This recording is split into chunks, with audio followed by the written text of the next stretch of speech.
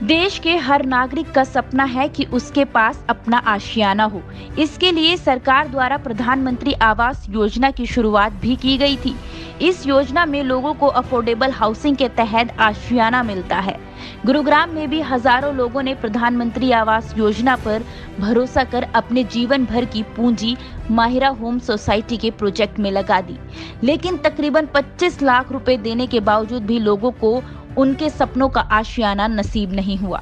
बता दें, town and country planning विभाग द्वारा माहिरा होम सोसाइटी का लाइसेंस रद्द कर दिया गया है, जिसे लेकर सोसाइटी के मकान खरीदार टाउन एंड कंट्री प्लानिंग विभाग के बाहर प्रदर्शन कर रहे हैं तो कभी रेरा ऑफिस के चक्कर काट रहे हैं।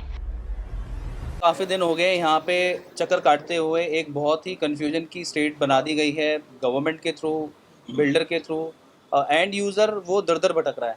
अब किसी को ये समझ में नहीं आ रहा कि बिल्डर को पैसे देने हैं नहीं देने, काम कब चालू होगा नहीं चालू होगा, बिल्डर के पास में क्या लीगल राइट्स हैं नहीं है, प्रोजेक्ट की स्टेट क्या है, कुछ ही नहीं पता।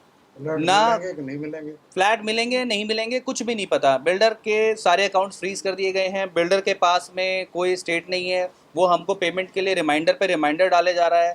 जब उसके अकाउंट फ्रीज हो गए उसके बाद में भी उसने लास्ट डिमांड रेज कर दी, जो कि एक तरह से इलीगल पॉइंट है। जब उसको ईमेल डालते हैं, लिखते हैं कि भाई ये आपने जो लास्ट डिमांड रेज करी है इसका क्या औचित्य है, तो वो उसके ऊपर कहता है कि मेरा प्रोजेक्ट कैंसिल नहीं हुआ, आपको तो पैसा देना ही देना पड़ेगा। बता दें, डीपीटी विभाग की तरफ से बिल्डर का लाइसेंस रद्द कर दिया गया है, तो वहीं दूसरी तरफ रेरा चेयरमैन के आदेशों के बाद इस सोसाइटी के बिल्डर के तमाम अकाउंट भी सीज कर ब्लैक लिस्ट कर दिए गए हैं।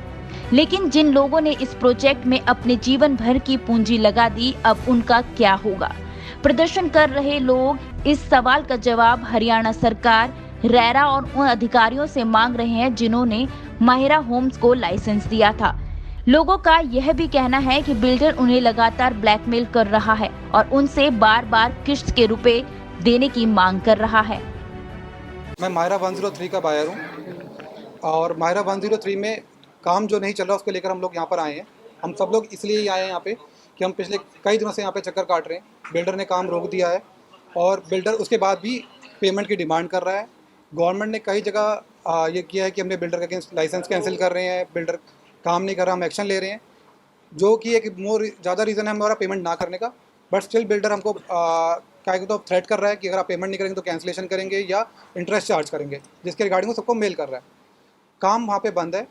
पिछले 3 साल की जो वर्क प्रोग्रेस है वो सिर्फ 5 से 8% हुई है, जो कि कायदे से 80% तक हो जानी चाहिए थी, क्योंकि बायर्स ने 87.5% की पेमेंट कर चुके हैं।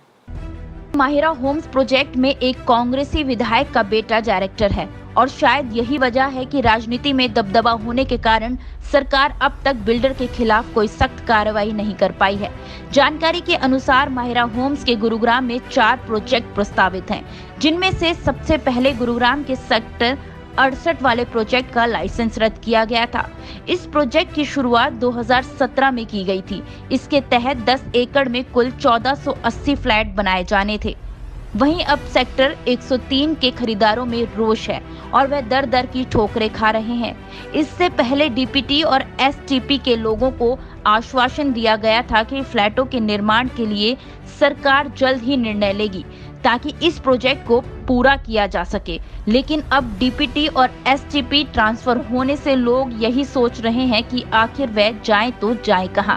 गुरुग्राम से वी न्यूज़ के लिए विजेंद्र कुमार की रिपोर्ट।